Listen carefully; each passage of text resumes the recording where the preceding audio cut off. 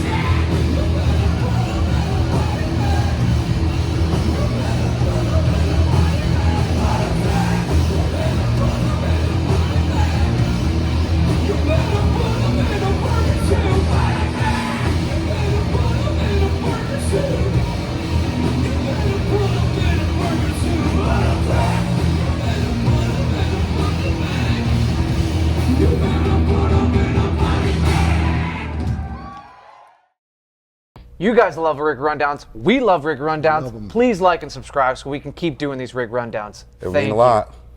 Everyone, this is Chris Kies, Forthcoming Guitar, hanging out in downtown Nashville at the Blue Room. I'm hanging out with my boys from the Burger Patrol. How you guys doing? What's up, man? Leo, thank you for joining us. This is a big you. treat. I feel like in the last 2 or 3 years, I've seen your band 3 or 4 times. You guys I have think been this busy. is the first time on this side of the camera. We've seen you guys doing it with a couple bands we've been out on the road with here, so it's thanks for having us. Yeah, of course. Your sound is unique, and even just the demeanor you guys carry on stage. I joked earlier that you guys are happy metal instead of heavy metal. Yeah, sure. You guys are having a good time. If we're not having fun, then we're not doing our job, and just that energy transfer between us and the crowd. It's trying to make sure everyone's having a good time. Yeah, well, I'm partying down later tonight with you guys. I can't wait. But let's get into the gear. But before that, I should say, I want to know about your journey and how that ended up, because I know you're from Massachusetts. I've heard that you had to take a bike ride to Cincinnati, flights here. But let's get specific to music. How did that, I know at that point you were kind of doing like a one-man band looping thing? There was, so even before that, with the whole 8-string thing, started because I tried out for the Tony Danza Tap Dance Extravaganza when I was 19. They're from around this area. So yeah, Murfreesboro, right? And one of Perry's favorite bands. So I that was around the time where they started using 8s. So that's how I got my first 8-string, was to go try out with them. And then I just stuck with it after that whole experience, and started doing a loop pedal thing, which just made sense with being able to do the bass parts, being able to do the guitar stuff, and just transposing just made more sense in my head that way. So from there, I did a crazy bike trip and was doing solo loop pedal, one-man band stuff, and then when I arrived in Austin, just started getting back into doing more metal stuff and finding people that actually wanted to do some weirder, crazier stuff. So that's how this thing is now.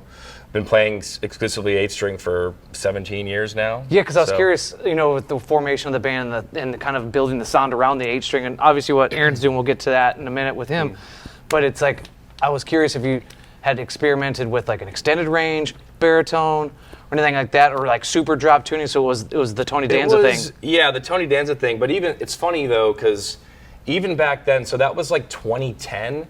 The gent thing wasn't a thing yet, really. And then even the 8-string guitars were not even really extended length. They were like 25.5, 26-inch scale length, where now they're like, 27, 28. I mean, Agile makes ones that are like 30, or whatever. But so they were.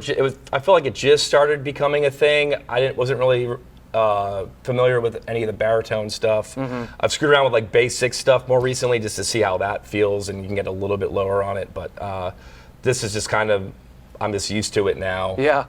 By accident, I guess, or whatever you want to look at it. but yeah, I mean, I had a 7-string ESP for a minute, and having 8, just the symmetry of it, being able to have it in E still makes sense for Aaron, our bass player, is in either E or A, so just writing stuff makes more sense. I don't have to worry about, I just have just a standard 6-string, and I just have 2 extra strings on the top. Yeah. I can move things around easier. I don't have to worry about intonation or anything like that. It's already just ready to go. Now, was there any, I know that at one point it was a 4-piece, but was there any point when you and Sean were just kind of getting the thing going to do just you two? Well, Sean and I were in a punk band before that, that had like 8 or 9 members, and it was just a goofy, fun sort of thing. So maybe that's where the whole like demeanor came from, of just like being kind of outrageous and having fun, and you know, just kind of being yourself, and not taking yourself too seriously, especially in the metal world. So yeah, when that band stopped, Burger Patrol kind of grew out of that, and yeah, it went quickly from a 4-piece to a 3-piece, and then we found Aaron, and then that's kind of when the whole thing sort of became what it was, you know, what it is now, and is still growing to be. Was it kind of always?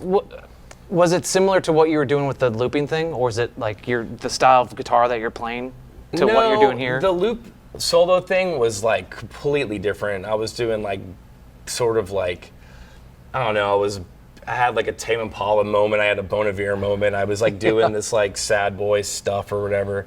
And all like, I mean, I was playing and performing that in Austin, and you know, it got me into learning how to be a front man or being confident on stage. So it served a point, it served a purpose. And I still, you know, I haven't written like that in a long time, but I still dabble with like, you know, writing electronic music and stuff like that.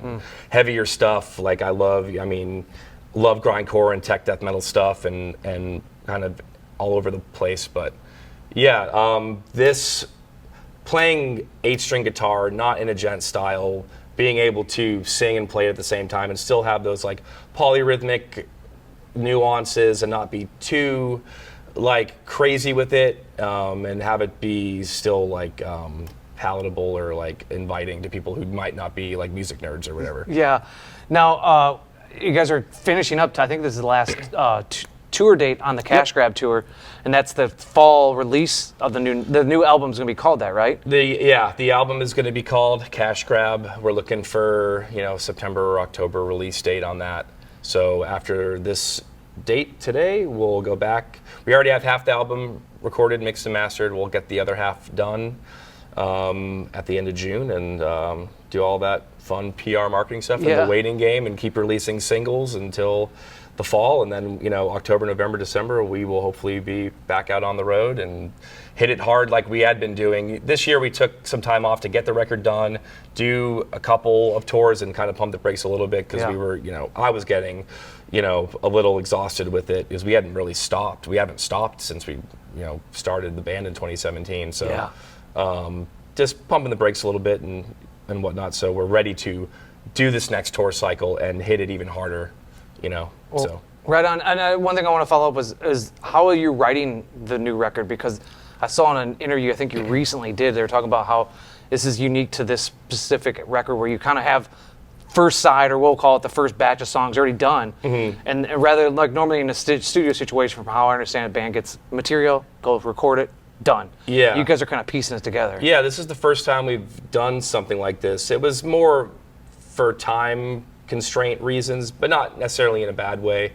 I think we initially were hoping to have everything done before the tour and whatever, but you know, it's not a bad. We wanted to make sure that the songs were going to be good. We didn't want to rush it.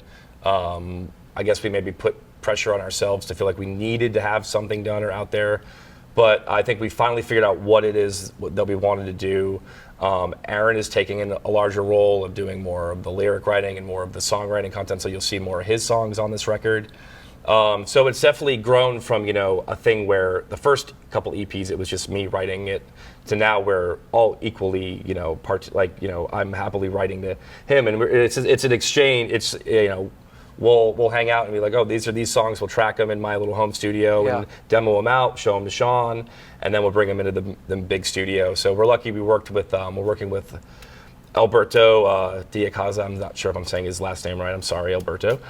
He works with like Crowbot and Clutch and the American Sharks. Their new record was just done with them, with him. So, and he's super fast. I mean, we recorded everything and mixed and mastered it. He was done with it in like a week and a half. Wow. For 5 songs. So we'll shoot for another 5 or 7 songs for the B side of the record, and he makes it really easy, and it sounds great so far. So right on. I know I got to, obviously Peaches is out, and I got a sneak peek of Bow Down, which you even played during soundcheck, which is cool to see Aaron on full vocals, because he kind of has like a Peter Steele, Danzig, kind of Jarl. It's cool how our vocals are like completely different, but they work so well together. It just gives different moments in the set, because he has his own moments where, you know, he'll do his songs, and it gives me a little bit of a break to get my composure, you know. So it works, and it gives a broader dynamic to what we can do on stage too.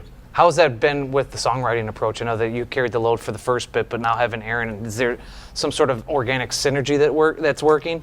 I think so. I think it was harder for me. I just think he's a better musician than me, so it was a good challenge for me to figure out, okay, I'm not going to be singing on these songs. How do I fill it in the way that he's filling in my stuff, my songs on bass, and, you know, half the time playing the bass like a guitar, or I'm playing guitar like a bass, or figuring out what my role or purpose is in his in the way he writes. So it's been a great challenge, and it's taken me a minute to figure it out, but I think I am figuring it out and having fun with it. Well, cool, man. Let's get into the gear, though. That's why we're here, but sidebar about the new music is always necessary. Yeah. So dive into the guitar. This is, we'll get to the orange one. Sure, We've seen in a minute, Yeah. or we've seen for a minute, but this one is new, and it's got a lot of angles. This is a pretty crazy one. This is a buddy of mine that was in luthier school in Phoenix built this for me.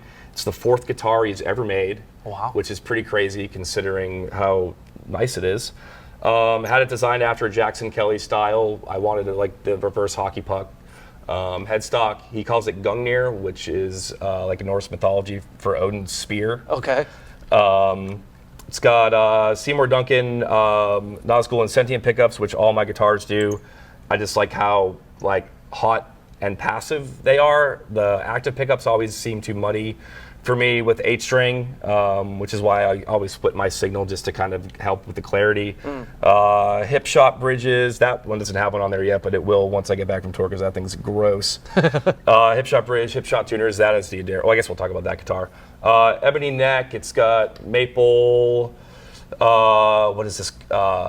Wenge or Wenge? I'm gonna say Wenge. African wood, and then the ebony shields on the back and front, just to give that a little bit more durability for how thin he cut it. Oh yeah. Did you know your buddy was making this, or was it kind of a surprise? He approached me and was like, "I want to build you a guitar for his final project." So I was like, "I mean, sure, let's do it." Yeah. Not knowing what it was going to be like, and it's become my #1 guitar. Yeah, when did you get it delivered? How long have you been playing it? He finished it. Did I bring it on? Was it on the Horse tour, Aaron? Did I have this guitar? I think so, right? Yeah. Okay. So fall last year? Yeah, so December. December with Whores was the first time I brought this one out. How does it, I mean, obviously with the pickups being what they are, but how does it interact with the rig compared to the Jackson here? The Jackson has more bite to it. Okay. I would say, and I don't know if that's just because it's not a neck through. This one just has more sustain. Feels a bit warmer to me. Even though everything on it is exactly the same, we were trying to get it to match exactly, and it doesn't seem to want to. And I've gotten used to it. I'll just maybe bump the presence or the high end a little bit on the 5150 to compensate, but it honestly hasn't really been much of a problem. I think I just was expecting it to be identical, and it's not going to be. Yeah. So, yeah, it's been good. If it's cool with you, I'll grab this one. Sure. And that one's just just be your guitar stand. That's the Jackson DKA 8M. So they made a version of this that was a metallic black in 2010 that had a 26.5-inch scale length. This one was the remake of it in 2013, I believe. Okay. Where the scale length is 28, which is a lot easier for bending. 27 to 28 for me, I think, is the sweet spot. And is that one 28? I can't remember. This one's 27 and a half. Okay. It looks insane because the headstock's like 1.5 feet long, and the body is just way bigger. But yeah, so I'm not sure how many of those they made, and everything on this is stock except for I swapped the tuners and I swapped the bridge and the knobs and whatever. Yeah. I disabled the kill switch. They came with the kill switch. I disabled that because I just never use it. Yeah, so that's it for that one. Do you use it, or is it kind of backup? I use it. Okay. Is there songs or tunings? It honestly depends on the night. Oh, okay. I'll either use one or the other. I don't swap them in between sets unless I break a string. It's very rare that I do, and I hate that I said that because I probably will break one now that I said it. But yeah, I've maybe played that once or twice on this tour. Okay. And I've been getting used to this one. Just the shape of it, I think, was the hardest for me to get used to because it does have a lot of neck dive on it. So I just tucked my elbow there, and I've just gotten used to the muscle memory of keeping my hand in place and kind of having that little table for my elbow to sit on, which is kind of nice. Yeah. Because I have to let this one sit lower. I wear it really high. So this guitar is probably even higher up. Is that kind of like a comfort thing for the strap? It's a comfort thing for me, and just for moving around and having the mobility, I like being able to tuck it under my shoulder, so when I'm moving around, it just stays like with me. Yeah. So it's not just bouncing around everywhere. What should we know? We're getting the nuts and bolts on strings, tunings, and guitar picks. The guitar picks, I use the Tortex, the Sharp Green Boys. Okay. I've been using those for a while. And then the strings are the NYXLs. They're basically just Ernie Ball Super Slinky, like the 6 string, like 42-9. Okay. And then I got like a 60 something, and then the top string is a fat 80 gauge. So really, really like thick, low, and and then super thin. Because I don't really like the bending and stuff. I don't have huge hands. Like, it's just easier for me to navigate that way. You said pick Tunings. strings and tunings. Yeah. The tunings are always the same. I mean, it's a standard 6-string E, A, D, G, B, E. I just have a B on top there, and then that F sharp is dropped to an E, so I'm in drop E tuning. Right on. So. I gotta show this out to the crowd here that didn't see it. Oh yeah, that's one of your songs, the strap. Yeah, this way, sorry. my buddy Bradley Palmer. He is fine leather tooling. He's the guitar tech and the dinosaur in Guar. He made this strap for me. I used to work with him when he lived in Austin, so he made a 1-800-eat-shit leather strap for me. That's awesome. That's this lives on that guitar. Yeah, and the leather tooling. And we'll get one on this one hopefully at some point. Yeah, you guys are not the first burger themed. And I know that you guys don't write about burgers, but like you're the second burger band we covered. We did Mac Sabbath years ago. Okay, sure. Yeah. Yeah, they were a little bit more in the burger lane. You guys just have the name. Yeah, it just happened to be a random name. Yeah, what's the name? I'm sure you've been asked. There's nothing. No, it's fine. There was nothing to it. I had written the first song and didn't have a name, and laid down to take a nap, and that name beamed into my head, and I wrote it on a Post-it note, and because I just wanted something to name or to release the song under. Yeah. And then it just kind of stuck. So there was nothing to it. Yeah, It's just like a weird. Yeah. It's when I tell people they either know it because they know it, or they're like, "What the fuck?" They're like, "What do you?" Yeah, yeah. So it's a blessing and a curse. Yeah. But I mean, I guess you can't. Yeah, it's not easily I'm glad forgotten. that the name Burger's in there for the branding purposes, and all the artwork and stuff The that merch we're able to do. So you can go a lot of different ways with so that. I guess we got lucky for that. So. Well, Yeah. tell me about the rig, because I know this is a lot of questions on the internet about how you're using this. You get the 2 amps and how you're doing everything. Sure. Yeah. So, this cabinet is a worshiper cabinet there out of Austin. It's actually 2 cabinets built into one. So I got a 212 on the top with Weber speakers. They're basically their version of the vintage 30s. Vintage 30s. Okay. And then this 115 down here is a Eminence. It's like 800 watt bass speaker. So the Terror bass is going into the 115, and the 5150 is going into the 212, and I'm just running it through an ABY. So on the top here is my bass minus the tuner, and then the bottom is the guitar. So the Terror bass is just running through this OG Sun Life pedal, which is just basically a Rat pedal with an octave up. Okay. That thing sounds sick if you just plug it straight into a computer, honestly. So it's like I'm mainly just using the Terabase as like a preamp. It's I'm not really running much gain on there. The gain's on 4, but that the life pedal is basically the entire tone for that. And then the 5150, I'm just running through a tape echo, which that is kind of swappable. It's there to have something for solos. I'm not attached to it by any means. Then just a cheap Donner noise gate, $30 works. Nice. Yeah, it's tiny for the pedal board. The Earthquaker Talons overdrive, which just helps with some sustain. I boost the treble on that a little bit. And then the Earthquaker Tentacle, which is just the octave up. Sometimes I swap that in and out with a Fuzzlord octave that they have because it has a 12 dB booster on it. But I've been having issues with both of the pedals, actually. I just need to resolder the input jacks on both of them because they keep grounding themselves for some reason. Do you do that, or you have Aaron? Because I know he's I will have Aaron do it every now and then. I trust him and his soldering skills more than mine. A lot of these cables and stuff I've soldered myself, but he's way faster and cleaner than I am. And then all of it goes into an ABY. I have a poly tuner.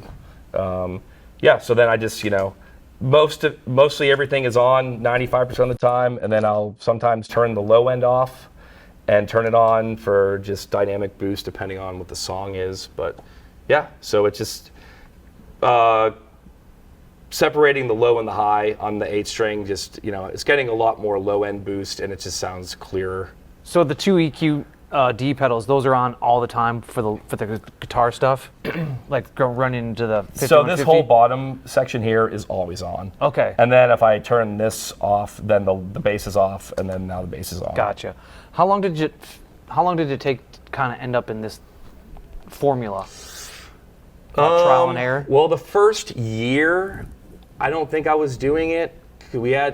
So it happened because our old bass player went on a vacation, and I didn't want to miss a show that we had offered, so I set up a bass rig and a guitar rig through his DOD stereo chorus pedal that I had. I didn't even have an ABY at the time. And I was like, this just sounds too sick to not keep doing. So I just was like, I'm going to just keep doing it. And so it turned from, I wasn't even playing. Before this, I was playing a Sun Model T. Before that, I had an orange 8140, which doesn't have a ton of gain on it. That's like the Mars Volta, I guess they probably made it more famous than anybody. But I was using a Earthquaker Hoof Reaper, which it basically is, I guess, the hoof or the Reaper with the tentacle in one package. But this whole thing is pretty much unchanged since like 2019. Okay, wow. Yeah, with the exception of the Model T switching to the 5150, but everything else on this has been untouched. Man, so and then also just so people know at home that you, like in a venue tonight, you kind of come in and you're like, hey, if you want, use the DI. You give the venue the choice for the Terabase. Obviously, you probably want that coming through on your end so you can hear it on stage. I don't have to monitor anything because of how tall the cabinet is. So I just have my vocal coming out of the monitor. But yeah, the Terabase usually just gets straight out of the DI on the side here. The 5150 will usually run out of a Palmer, Palmer like DI box or whatever it is. Or if they want, they can mic it. I don't have a preference, but when we record in the studio, we're just going direct out. So yeah. Wow. Now, yeah. So like anything that you've heard, like whether it was Big Dumb Riffs or Doom Wop, your DI. Wow. What do you enjoy about that versus recreating this? Well, a lot of it without how DIY it was is, the first 4 releases, I had mixed and mastered them out of a home studio. So being able to work at night and not having to blast, mics and living in an apartment or whatever. True. So that's the main plus side of why I do that, because I was just working all hours of the night, working on stuff. But we do have a practice space that we can record. We'll do vocals and stuff out of there now. Okay. So that's kind of changing. But yeah, it's not. It's just an easier, cleaner, more direct way for me to work. Yeah. Well, can we have you? It's on standby right now, but can you fire it up and kind of give us, I guess, the main rig tone and then drop out the bass? Sure. Yeah. Because it sounds sick. I know people heard it in the intro. Yeah. So I guess I'll show you the low. The low first is just kind of like a scooped, sort of like this chunky.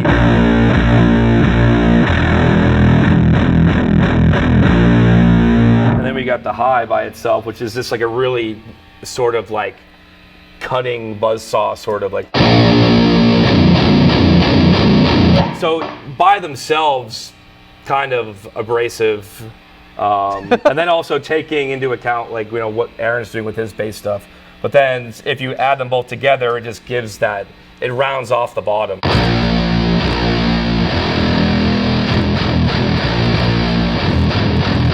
So we'll drop off the low.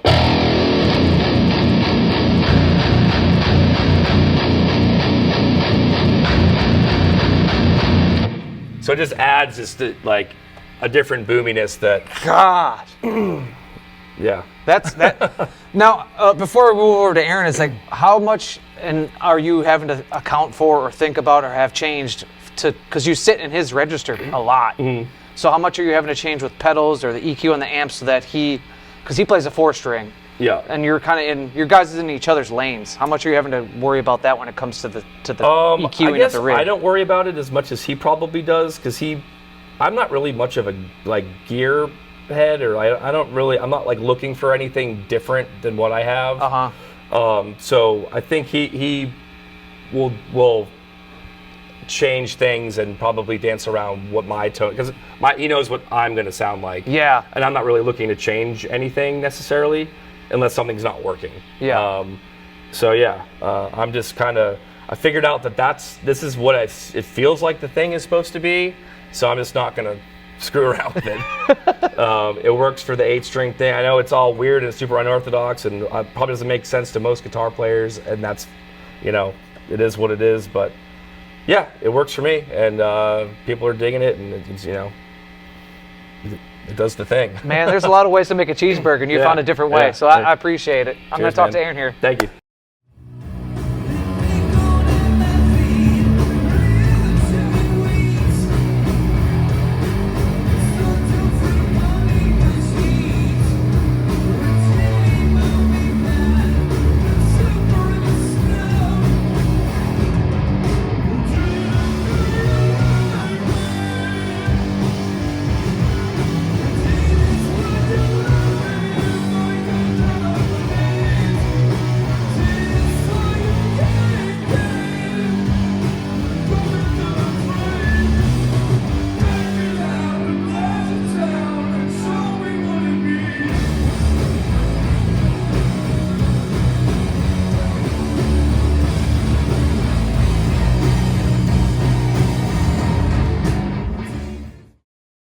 Hey everybody, I'm John Bollinger with Premier Guitar. So, as many of you know, D'Addario's been a longtime friend of PG, sponsoring Rig Rundowns, and they're a longtime friend of all the players with their Players Circle rewards. I've been using it for years, and essentially, they will reward you for the gear you buy. Open it up, look inside, and there's a reward number. It's free and easy to sign up for. And as soon as you sign up, you immediately get some reward points just for putting your name in.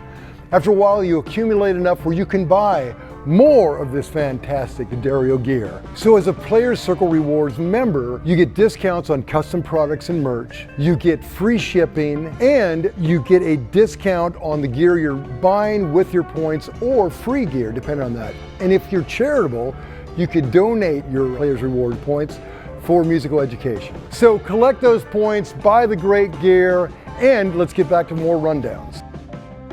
Now we're joined by Aaron. I'm going to officially call you the bass player, but I know that you identify as a guitarist. And yes. The frequencies you cover are low and mean, so I guess we're going to live with you're the bass player. Yeah. But you play way high up on the neck? I'm playing. Yeah. That's, I don't know, you're an amalgam of all the stuff you listen to, so like Eric Judy from Modest Mouse is like a big influence, and all the melody stuff that he did on like Lonesome Crowded West and Long Drive was a big deal. obviously a massive Lou Barlow devotee. Yeah. It's essentially what the rig is now in its current state. Joe Preston is another one. So yeah, I guess it's all just bits and pieces of that stuff, put together. You're super into vinyl. Not that this is a vinyl show, but you're always chasing down vinyl and rare and bootlegs. That's my big. I don't know. More so than gear? It's more than a hobby. Yeah, for sure. It was gear for a while. I had, at one point I did like I had all the Fender piggyback amps and in the different Tolex libraries and, combos that you can find out there. And then I got more into records. Little cheaper hobby at first, and then it became just as expensive. Sure can add up quick. It adds up real quick once you start to get into the darker reaches of any hobby, I guess. But you also are into like modding and building gear, though, right? At least that's. Yeah. I worked for like backline companies in Austin doing amp repairs. I think being a musician, you're just out of necessity repairing your own shit because the equipment's in the van bouncing around, and you got to learn how to work on stuff. And then, I guess when I was teaching myself like simple circuit design and electronics, out of that habit or hobby, I started building like fuzz pedals and stuff just because it's fun. And very early on in my life, it clicked that you're just like manipulating electricity with your hands, and the whole thing is manipulating the body and electricity. So then like learning the circuits and how the things work together to make rock and roll was like a huge turn on for me. Yeah. Just a big love affair with distortion. Well, join the club. Yeah. I think there's a lot of people in that club. Yeah. Happy to be a member. Well, can you tell me about quickly how you got into the band? Because it was kind of an unorthodox introduction. Wasn't it through being a roommate? Yeah. Roommate first. I was gonna move to here, Nashville, or to Austin. Flipped a coin, and my dad was like, "That's stupid." So he made me go visit Austin. And it was cool. So I was like homeless in Austin for a week and like just bummed around. And then later through a Craigslist ad, ended up meeting Sean. And I already knew the band. I already knew Rickshaw because I did some research about like bands that were active in town. Okay. And so I had already seen the music video for Born to Lose, I think. So yeah, moved in with Sean when I moved out there. And it was probably a year that I lived out there before Leo asked me to join the band to replace the original bass player when they parted ways. But you had toured, you said off camera that you had toured with them, kind of doing merch and stuff. Well, just like local shows, you know, I would help like move gear around just to be like a homie and sell merch. So yeah, we kind of became friends and had a rapport, and I already loved the songs that Leo was writing so much. I was learning all of them in my bedroom, like a nerd. On guitar though? On guitar, okay. yeah. So I'd learn all the tunes, JR and the early stuff. So then when he asked me to when Grease Beast came out, he was like, "Do you think you can can you come on this tour to and I was like, yeah, put me in. And I already knew all the stuff, so it was fun. And I had kicked around at rehearsals and in recording sessions for Grease Beast, and so a couple little singles in there. So I think we were already friends hanging out at that point, so it was a very natural fit or transition. Yeah. I don't know that it was ever supposed to be permanent. I don't know, you'd have to ask lately, but it kind of worked its way into being, I think, a really organic fit. You're like George Costanza when he dates a woman, he leaves behind something like a wallet, and then by the second or third time, he's like, can't stand now you. can't, you're in. Well, tell me about this rad bass. I'm gonna use that as an adjective, the rad bass. It is a rad bass. I got this, I don't know, last September, October, before our stint with the Sword. We did 2 runs with them. I'd been playing Frankenstein, Warmoth, Fender, 54P basses or Tele basses for years, just wanted as backup bass, and then always wanted a hockey stick because that's the coolest thing that's ever been done. Was browsing on Reverb or Marketplace and saw this. I think it was in Portland. And I saw the goofy paint job, and I was like, no, I have to have that one. That's mine. Called the guy, and he sent it to me. Did he look like the guy that you thought would own this bass? An older gentleman who looked like he might have been rad in years past. He's retired from rad. Yeah, retired post-rad, recovering rad.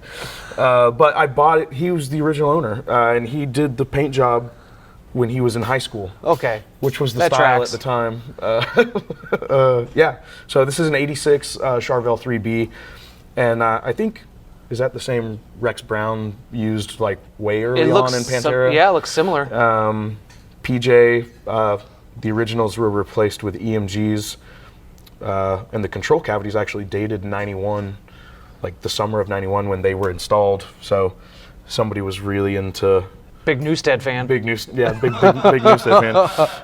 So I assume that's why those are in there. But I really dig them a lot. I have no idea what model like circuit is in here, because it's a master volume selector, although I have the jazz pickup disabled and the tone knob and the selector are disabled as well. So like global tone, and then this is like a tilt shift thing. Like it's detinted in the middle position. It's a little like honky, and then that's like a really nasally jazz aggressive thing, but rolled all the way forward, it's like there's some decibel amount of boost to like the low end, and it just has this insane body like to it. And that's where you live? And that's where I keep it. I mean, it sounds fine with like if you're messing with like notched frequencies or gain staging in the other positions, but that forward position is just like, it takes a P bass that is like sick and turns it into a fucking animal. So yeah, I really like that knob, but I need to figure out what is actually going on so I can replicate it. Yeah. In, if anything, God forbid, ever happens to the original. Or even pot make a that's in pedal there. out of it, like something you click on and off. Actually, yeah, like a BBE Sonic Maximizer is kind of what it feels like. Okay. It just makes the low end like more better. Yeah, that would be a sick standalone preamp pedal though. That's a great idea. I'm gonna steal that. What should we know about strings? I hate the ones that are on here right now. Hell yeah, it's a good place to start. I changed them last night. I don't know. Stainless steel, DR high beams, fat beams. The Roto Sound swing strings are fine. Just a plain old green Ernie Ball. Always 45-105. Okay. These are the newer Cobalt strings. Oh. My buddy Chris Wetzel from Power Trip gave me a pack to try out. I was backstage at one of their gigs in New Orleans, and I guess their Ernie Ball rep was there, and he was like handing out strings, and Wetzel was like, "Here, have these." I changed them yesterday, or before the 2 nights in Atlanta, and I fucking hate them. Way to go, Chris. Yeah, so sorry about that. I might change them before the show tonight. I just feel like I can't get the like pinch harmonic content I want out of them. There's something about them I don't dig. So just a plain old green Ernie Ball pack is A-okay. A-okay with me. Yeah. And are you in standard? Or are you? Yeah, standard tuning, except for all of the material on Big Dumb Riffs is in drop A.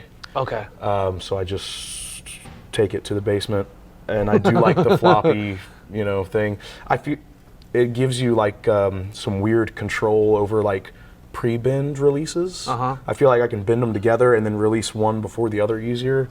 And when you get all the distortion going on, you get some weird like cross frequency things going on, and it's that like weird like eardrum buster stuff that I dig. And it's just fun to like, that sloppy thing is, it's very loose and raw, and I like fighting it a little bit. I don't like the sanitary clean because it feels like fake or weird. I like to fight it a little bit. Okay. To like, because then every night's different, right? You're chasing it somewhere and you're reacting to it in real time, and then it's like, it's a more emotional experience playing the instrument that way, I think. Gotcha. Well, can we talk about the other rad daddy? Here it is. I thought it was behind me. Oh, yeah.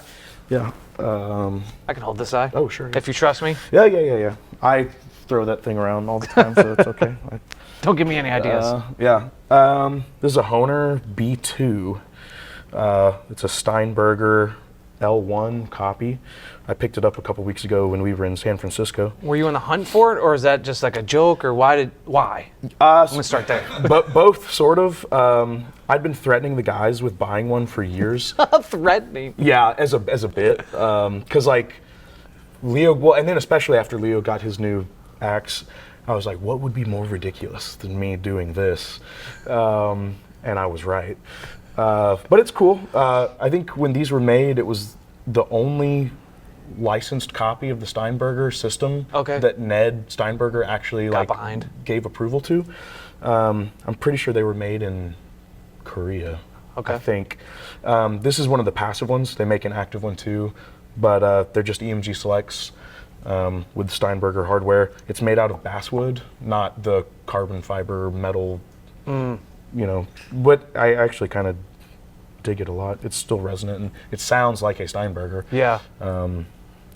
Yeah. Can we hear it through the rig? Oh yeah, for sure. Sorry. Cable's over there in that bass. Oh, jeez.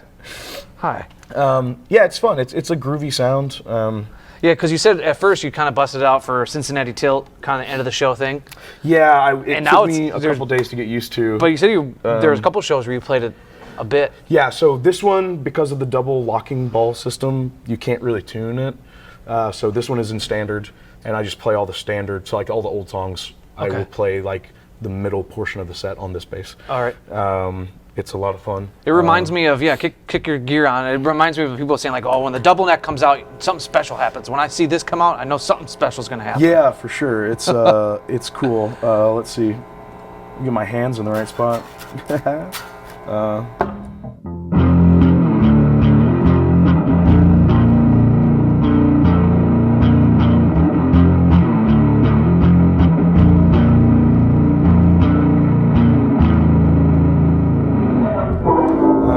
Wow.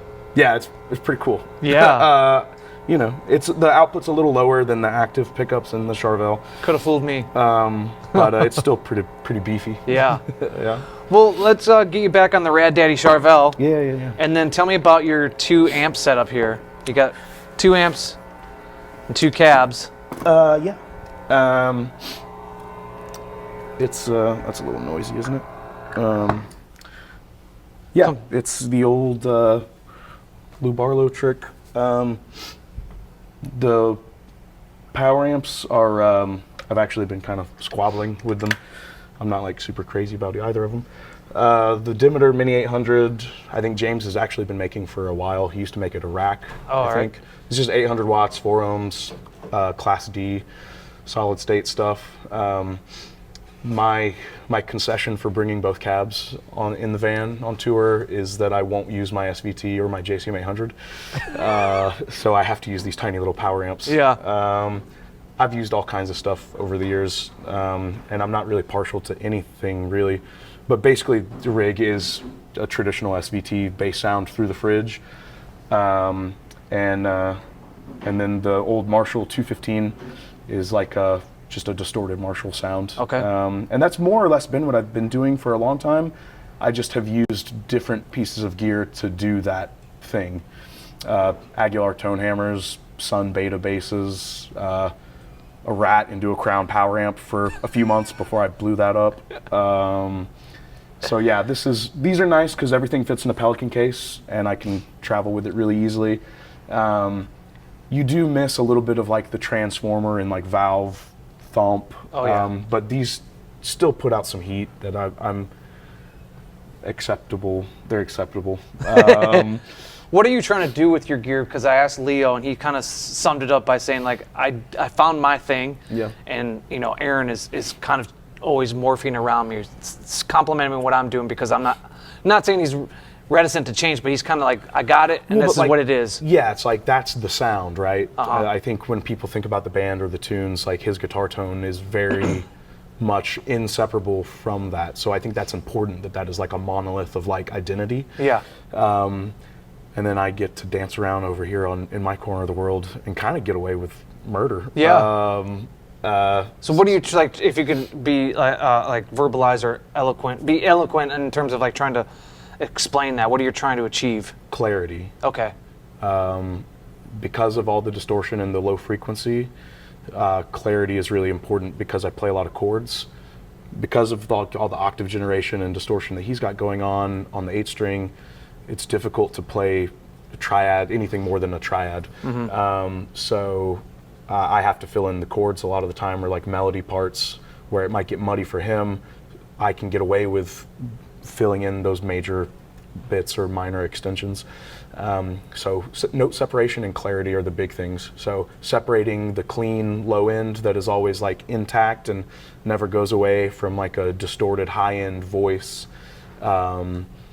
just helps retain clarity. And I feel like it's there's something goes on in the ear hole that is much more sonically brutal when you separate those two things out. And you're not asking a driver to do both things. Getting a speaker cone to move really fast and distort it, or the high end stuff, and then the low end clean, two totally different voices. And if you try to get that out of one driver, you're compromising somewhere. So if you can split it up, I just think it makes more sense. You can also pump more volume out of independently, to get the blend right, than if you were to just if I were to just run a fuzz into the fridge, it would sound sick, and that works for a lot of guys. But I like having the uncompromising, clean foundation, and then the distorted voice on top. So is the 800D, which one's hitting what, I should say? The 800D hits the fridge. Okay. This acoustic image, the fellow that owns the company recently passed, so they don't make these anymore. But this is a 500 watt 4-ohm just power amp too. They're actually, the whole company was focused or geared towards acoustic upright players. But this is just it uses an ICE module, just like a lot of these modern small power amps do. And that hits the 215, so it's 500 watts, 4 ohms, and that's the Marshall portion. So exactly how it was designed to hit a 215 Marshall cab. I think when they drew it up at the factory, they were like, you know what? Someone's gonna run a gnarly distortion through this and feed it into a Lemmy get up. Yeah. Well, tell me what's going on at the pedal board. Yeah. I'm all about utility. So they're not really pedals. I have the tuner. The Dimension C is a new addition, just to get a stereo split. I used to use a Layla P-split to do that function. For the new album we're recording, we used the the Yamaha SPX 90, the old Andy Wallace motionless chorus trick on the bass. So to do that live, started using the Dimension C to give it that warbly chorus thing. Not a particularly secret, Yeah. but it's new for me. So stereo across the cabs with the chorus. An exotic SL drive is acting as my Marshall preamp. I've used some other ones. This one just seems to work best for what I'm doing, but open to trying different ones. I know Origin makes the Revival drive is the nice thing, but that works for me. So Marshall preamp in the SL drive, and then the Origin Effects Bass Rig Super Vintage is also new to me, and that's doing my SVT thing. Oh, okay. It's pretty sick. I switched away from an Aguilar tone hammer to that, mostly because this has the cab sim on the DI, and the pedal board is split. So the DI, everything goes to front of house before it hits the power amps. Is that where the JDI is involved? Yeah, so Okay. the Marshall goes into the JDI for front of house, and then that splits to the acoustic image. Gotcha. And then the bass rig just has its own DI out with the cab sim built into it. So I did that when we went to Europe last year for the decibel constrictions or limits that they have. So I can feed front of house exactly the signal that they need, and then the level on my power amps is up to me, and I can do what I want. So these are really just monitors for myself. I mean, we're starting to play larger rooms, I guess, with nicer line arrays or systems. So sending the signal to front of house, and then stage volume is still a big part of the show. Oh yeah. And we're we're pretty loud. We're not like terribly overbearing, I don't think, but it is loud. You're an earplug band. Yeah. Like there's a delineation for me, and you're definitely in. Yeah, there's like a card. I can handle this. Yeah. Yeah, it's appropriately loud, I think, but yeah, this really is stage volume for myself and the first 10 or 15 feet of people in the crowd. The lucky ones. And depending on the height of the stage, some nights people are really, really getting it. If you stand too close over here, you're in the splash zone. And so just like Leo, kind of everything's on? Yeah, everything's on all the time, Okay. not dancing around. I've never really I was using a volume pedal, like an Ernie Ball volume pedal, only on the Marshall portion of the rig. Because when I roll the volume down, the SVT goes away faster than the volume of the Marshall does. So I split that up, but it's, I don't know, a little goofy doing ballet up here and trying to play at the same time, so I stopped that. But yeah, everything's on all the time, louder than everything else. Yeah. Well, before we get out of here, I do want to bring up the new material. Peaches is out. When this video comes out, Bow Down will be out, and you're singing on that. So it sounds like you're taking a more active role on the creative side and the generation of new material with the band. How's that been going so far? Yeah, it's wonderful. I guess Leo and I started collaborating with some of the writing on Doom Wop. I've got some lyrics on that album. And then Big Dumb Riffs, he did a lot of, I always write my own bass lines, but he really came with that batch of songs ready to go, and it was rad. On this one, we had a lot of off time, I guess, or we had a lot of time that I had to write. So we each wrote songs independently, and then we kind of get together and bounce them off each other and, finish each other's sentences. A real Lennon-McCartney kind of operation. Just as many hits? Yeah, just as many hits. But I do think we work really well together, and that's a special relationship. The songwriting is very organic. And so grateful to have that. I think it's lucky that you do find somebody that you're comfortable writing like that with. But yeah, I probably wrote like a dozen songs for this album. I was actually writing them for a different project, like some different musical outlet or creativity. But he liked Bow Down and a couple of the other ones that I wrote, so we started leaning into that for the direction on the new album. I think it's kind of a marriage of the heavy parts are going to be even heavier than Big Dumb Riffs was, but more fleshed out and mature. And then some of the softer emotional stuff, like that's on Doom Wop, the poppier songs that I maybe bring to the table, will also have maybe a more forward role on this one. Yeah. You have a real strong vocabulary and reference for music, so I'm going to throw this at you because I know this is your quote, was that for Big Dumb Riffs, you said it's kind of like the opening of Primal Concrete Sledge from Pantera, Just and then the breakdown and Pudding Time just on repeat. Yeah. So what could you verbalize or explain maybe for preview to the fans of what could be described for Cash Grab? I think there's going to be some more of that for sure. And then I think we were trying to lean into softer influences, our Built to Spill and Sugar. It's still very much like the Weezer on steroids kind of sound is, I think, very funny but accurate. Some of the, it's not really going to sound like Pinback or American Football or Polvo or that stuff, but that's a lot of what I was listening to when I was writing some of the songs. So hoping to get some softer, more layers of, or textures of distortion going on in there. It's maybe like more shoegazy in that regard. So more pop song forward, still in the idiom of like heavy music. So I don't know that it's just going to sound like any of that shit, but that's kind of what's been kicking around in our heads as we've been thinking about approaching the tunes. Well, right on, Aaron.